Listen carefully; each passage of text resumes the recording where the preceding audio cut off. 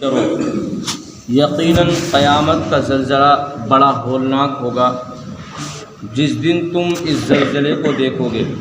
تو یہ حال ہوگا کہ تمام دودھ پلانے والی عورتیں اپنے دودھ پیتے بچے کو دہشت کی وجہ سے بھول جائے گی، اور تمام حاملہ عورتیں اپنا حمل گرا دیں گی، اور لوگ نشے کی سی حالت میں دکھائی دیں گے، حالانکہ وہ نشے میں نہیں ہوں گے، بلکہ اللہ تعالیٰ کا عذاب ہے ہی بہت سخت، جس کی وجہ سے وہ مدہوش نظر آئیں گے۔ اللہ تعالیٰ کا ارشاد ہے، اس دن یعنی قیامت کے دن کوئی دوست کسی دوست کو نہیں پوچھے گا، باوجود یہ کہ ایک دوسرے کو دکھا دیے جائیں گے، یعنی ایک دوسرے کو دیکھ رہے ہوں گے۔ اس روز مجرم اس بات کی تمنا کرے گا کہ عذاب سے چھوٹنے کے لیے اپنے بیٹوں کو، بیوی کو، بھائی کو اور خاندان کو جن میں وہ رہتا تھا اور تمام اہل زمین کو اپنے فدیے میں دے دے، اور یہ فدیہ دے کر اپنے آپ کو چھڑا لے، یہ بھی ہرگز نہیں ہوگا۔ یعنی ایسا ہولناک منظر ہوگا، وہ سوچے گا کہ میں اپنی بیوی کو بھی دے دوں، وہ سب کو دے دوں فدیہ میں، بیٹوں کو بھی دے دوں، لیکن وہاں کوئی نہیں چل رہا گا، وہاں اس کے اعمال سے ہوگا وزن۔ اللہ تعالیٰ کا ارشاد ہے، جو کچھ یہ ظالم لوگ کر رہے ہیں ان سے اللہ تعالیٰ کو فوری پکڑ نہ کرنے کی وجہ سے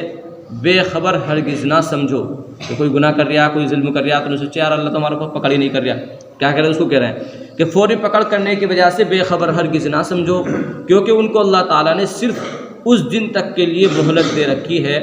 جس دن ہیبت سے ان کی آنکھیں پھٹی کی پھٹی رہ جائے گی،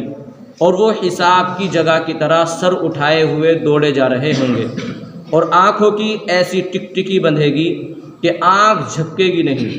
اور ان کے دل بالکل بدحواس ہوں گے۔ اللہ تعالیٰ کا ارشاد ہے، اس دن اعمال کا وزن ایک حقیقت ہے، پھر جس شخص کا پلہ بھاری ہوگا تو وہی کامیاب ہوگا، اور جن کے ایمان و اعمال کا پلہ ہلکا ہوگا تو یہی لوگ ہوں گے جنہوں نے اپنا نقصان کیا، اس لیے کہ وہ ہماری آیتوں کا انکار کرتے تھے، مانتے نہیں تھے، سمجھتے نہیں تھے۔ اللہ تعالیٰ کا ارشاد ہے، اچھے عمل کرنے والوں کے لیے جنت میں ہمیشہ رہنے کے باغات ہوں گے، جس میں وہ لوگ داخل ہوں گے، اور ان کو سونے کے کنگن اور موتی پہنائے جائیں گے، اور ان کا لباس ریشم کا ہوگا، اور وہ ان باغوں میں داخل ہو کر کہیں گے کہ اللہ تعالیٰ کا لاکھ لاکھ شکر ہے جس نے ہم سے ہمیشہ کے لیے ہر قسم کا رنج و غم دور کیا۔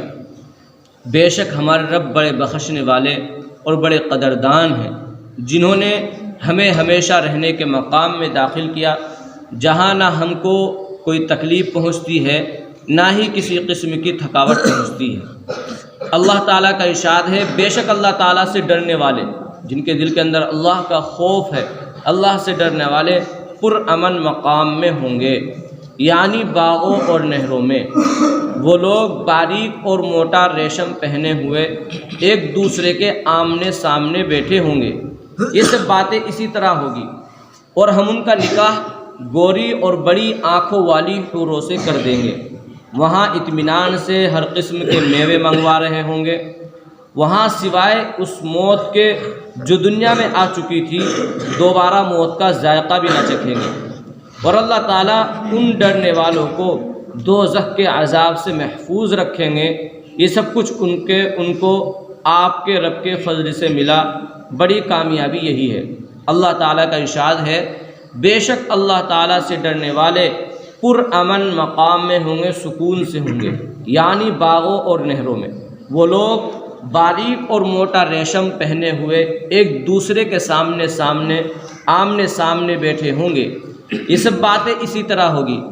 اور ہم ان کا نکاح گوری اور بڑی آنکھوں والی حوروں سے کر دیں گے۔ وہاں اطمینان سے ہر قسم کے میوے منگوا رہے ہوں گے، وہاں سوائے اس موت کے جو دنیا میں آ چکی تھی دوبارہ موت کا ذائقہ بھی نہ چکھیں گے، اور اللہ تعالیٰ ان ڈرنے والوں کو دوزخ کے عذاب سے محفوظ رکھیں گے۔ یہ سب کچھ ان کو آپ کے رب کے فضل سے ملا، بڑی کامیابی یہی ہے۔ اللہ تعالیٰ کا ارشاد ہے، بے شک نیک لوگ ایسے پیالوں میں شراب پئیں گے جس میں کافور ملا ہوا ہوگا۔ وہ ایک چشمہ ہے جس سے اللہ تعالیٰ کے خاص بندے پئیں گے، اور اس چشمے کو وہ خاص بندے جہاں چاہیں گے بہا کر لے جائیں گے۔ وہاں کیا ہے؟ شراب ملے گی، شرابًا طہورا، یہاں نہیں یہاں پئیں گے تو لٹ بجے گا، اور یہاں نہیں پینے کے تو وہاں شراب طہورا، پاکیزہ شراب جس کے اندر کوئی نشہ نہیں ہونے کا، نشہ نہیں جیسے یہاں پینے تو نشہ ادھر کو گر گیا ایسا نہیں، بڑی لذیذ ہوگی وہ شراب۔ جو ضروری اعمال کو خلوص سے پورا کرتے ہیں اور وہ ایسے دن سے ڈرتے ہیں جس کی سختی کا اثر کم و بیش ہر کسی پر ہوگا، اور وہ اللہ تعالیٰ کی محبت میں غریب، یتیم اور قیدی کو کھانا کھلاتے ہیں، اور وہ یوں کہتے ہیں کہ ہم تو تم کو محض اللہ تعالیٰ کی رضامندی کے لیے کھانا کھلاتے ہیں، ہم تم سے نہ کسی بدلے کے خواہش مند ہیں اور نہ شکریہ کے، اور ہم اپنے رب سے اس دن کا خوف کرتے ہیں جو دن نہایت تلخ اور نہایت سخت ہوگا۔ تو اللہ تعالیٰ ان کو اس اطاعت اور اخلاص کی برکت سے اس دن کی سختی سے بچا لیں گے، اور ان کو تازگی اور خوشی عطا فرمائیں گے، اور ان لوگوں کو ان کی دین میں پختگی کے بدلے میں جنت اور ریشمی لباس عطا فرمائیں گے۔ وہ وہاں اس حالت میں ہوں گے کہ جنت میں تخت پر تکیے لگائے بیٹھے ہوں گے، اور جنت میں نہ دھوپ کی تپش پائیں گے نہ سخت سردی، بلکہ فرحت بخش معتدل موسم ہوگا، اور جنت کے درختوں کے سائے ان لوگوں پر جھکے ہوئے ہوں گے، اور ان کے پھل ان کے اختیار میں کر دیے جائیں گے، یعنی ہر وقت بلا مشقت پھل لے سکیں گے، اور ان پر چاندی کے برتن اور شیشے کے پیالوں کا دور چل رہا ہوگا، اور شیشے بھی چاندی کے ہوں گے، یعنی صاف شفاف ہوں گے، جن کو بھرنے والوں نے مناسب انداز سے بھرا ہوگا، اور ان کو وہاں ایسی شراب بھی پلائی جائے گی جس میں خشک ادرک کی ملاوٹ ہوگی، جس کے چشمے کا نام جنت میں سلسبیل مشہور ہوگا، اور ان کے پاس یہ چیزیں لے کر ایسے لڑکے آنا جانا کریں گے جو ہمیشہ لڑکے ہی رہیں گے، اور وہ لڑکے اس قدر حسین ہوں گے کہ تم ان کو بکھرے ہوئے موتی سمجھو گے، اور جب تم وہاں دیکھو گے تو بکثرت نعمتیں اور بہت بڑی سلطنت دیکھو گے، اور ان اہل جنت پر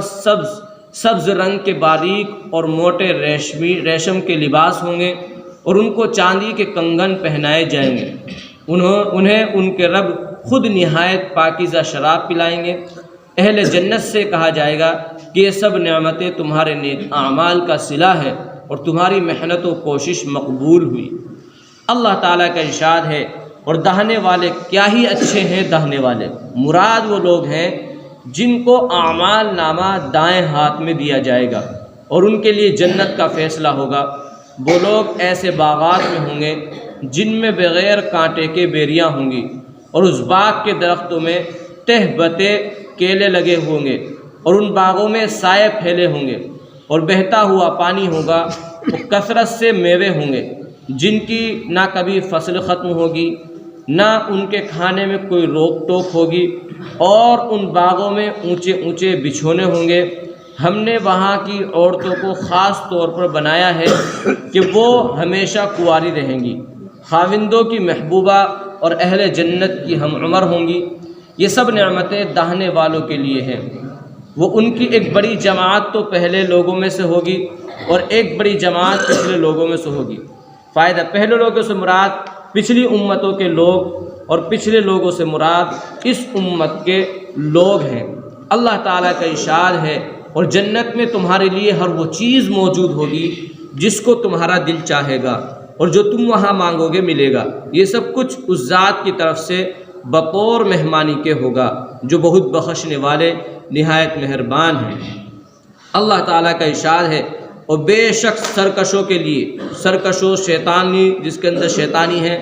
سرکش مکاروں کے لیے بہت ہی برا ٹھکانہ ہے، یعنی دوزخ جس میں وہ گریں گے۔ وہ کیسی بری جگہ ہے؟ یہ کھولتا ہوا پانی اور پیپ موجود ہے،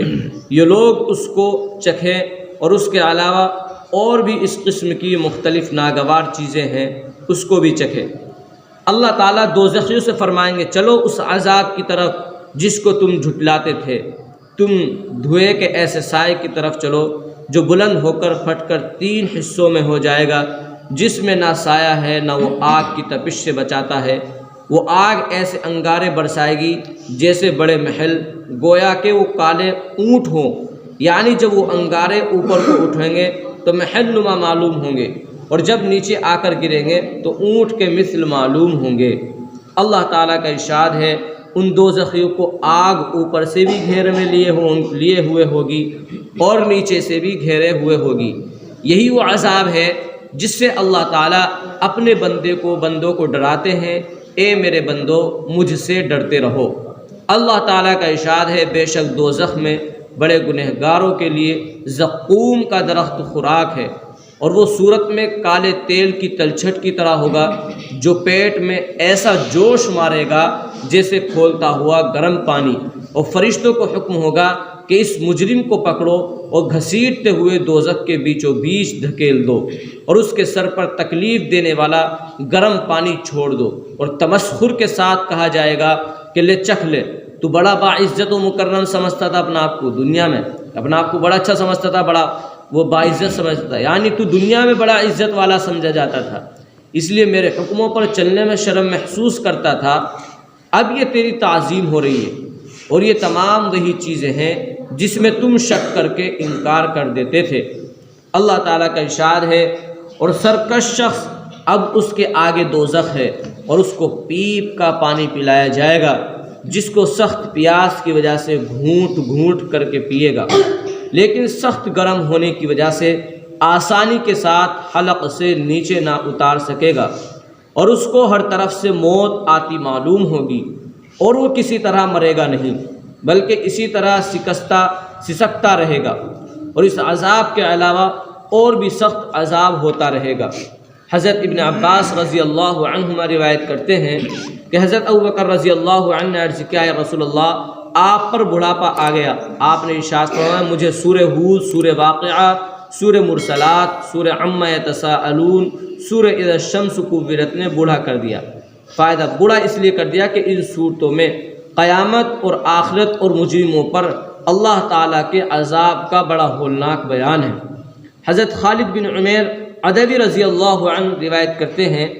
کہ حضرت عتبہ بن غزوان رضی اللہ عنہ نے ہم لوگوں میں بیان کیا، پہلے انہوں نے اللہ تعالیٰ کی حمد و ثنا بیان کی، پھر فرمایا بلا شبہ دنیا نے اپنے ختم ہونے کا اعلان کر دیا اور پیٹ پھیر کر تیزی سے جا رہی ہے، اور دنیا میں سے تھوڑا سا حصہ باقی رہ گیا ہے، جیسا کہ برتن میں پینے کی چیز تھوڑی سی رہ جاتی ہے اور آدمی اسے چوس لیتا ہے،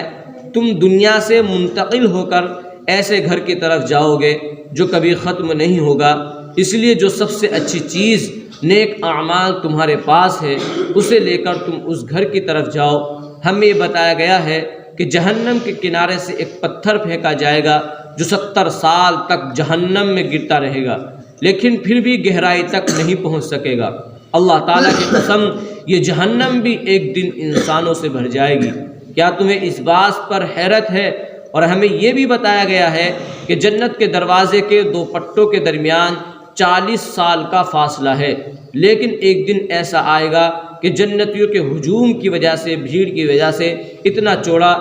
چوڑا دروازہ بھی بھرا ہوا ہوگا۔ میں نے وہ زمانہ بھی دیکھا ہے کہ رسول اللہ صلی اللہ علیہ وسلم کے ساتھ ہم 7 آدمی تھے، میں بھی ان میں شامل تھا۔ ہمیں کھانے کو صرف درخت کے پتے ملتے تھے جنہیں مسلسل کھانے کی وجہ سے ہمارے جبڑے زخمی ہو گئے تھے۔ مجھے ایک چادر مل گئی تو میں نے اس کے 2 ٹکڑے کیے، آدھے کی میں نے لنگی بنا لی اور آدھے کی سعد بن مالک نے لنگی بنا لی۔ آج ہم میں سے ہر ایک کسی نہ کسی شہر کا گورنر بنا ہوا ہے۔ میں اس بات سے اللہ تعالیٰ کی پناہ چاہتا ہوں کہ میں اپنی نگاہ میں تو بڑا بنوں اور اللہ تعالیٰ کی نگاہ میں چھوٹا ہوں۔ نبوت کا طریقہ ختم ہوتا جا رہا ہے اور اس کی جگہ بادشاہت نے لے لی ہے۔ ہمارے بعد تم دوسرے گورنروں کا تجربہ کر لو گے۔ اللہ تعالیٰ کا ارشاد ہے تم اللہ تعالیٰ کا ذکر کیا کرو جس طرح تم اپنے باپ دادا کا ذکر کیا کرتے ہو، بلکہ اللہ تعالیٰ کا ذکر اس سے بھی زیادہ کیا کرو۔ اللہ تعالیٰ نے اپنے رسول صلی اللہ علیہ وسلم سے ارشاد فرمایا اور صبح و شام اپنے رب کو دل ہی دل میں عاجزی، خوف اور پست آواز سے قرآن کریم پڑھ کر یہ تسبیح کرتے ہوئے یاد کرتے رہیے اور غافل نہ رہیے۔ اللہ تعالیٰ نے اپنے رسول صلی اللہ علیہ وسلم سے ارشاد فرمایا، اور تم جس حال میں ہوتے ہو، یا قرآن میں سے کچھ پڑھتے ہو یا تم لوگ کوئی اور کام کرتے ہو، جب اس میں مصروف ہوتے ہو ہم تمہارے سامنے ہوتے ہیں۔ اللہ تعالیٰ حضرت عبداللہ بن عمر رضی اللہ تعالیٰ عنہما سے روایت ہے کہ رسول اللہ صلی اللہ علیہ وسلم نے ارشاد فرمایا، اللہ تعالیٰ کے راستے میں جس شخص کے سر میں درد ہوا اور وہ اس پر ثواب کی نیت رکھے تو اس کے پہلے تمام گناہ معاف کر دیے جائیں گے۔ حضرت عبداللہ بن عمر رضی اللہ عنہما سے روایت ہے کہ رسول اللہ صلی اللہ علیہ وسلم نے ارشاد فرمایا، اللہ تعالیٰ کے راستے میں جس شخص کے سر میں درد ہوا اور وہ اس پر ثواب کی نیت رکھے تو اس کے پہلے کے تمام گناہ معاف کر دیے جائیں گے۔ حضرت عبداللہ بن عمر رضی اللہ عنہما سے روایت ہے کہ رسول اللہ صلی اللہ علیہ وسلم ایک حدیث قدسی میں اپنے رب کا یہ ارشاد مبارک نقل فرماتے ہیں، میرا جو بندہ صرف میری خوشنودی حاصل کرنے کے لیے میرے راستے میں مجاہد بن کر نکلے تو میں ذمہ داری اٹھاتا ہوں کہ میں اسے اجر اور مال غنیمت کے ساتھ واپس لوٹاؤں گا،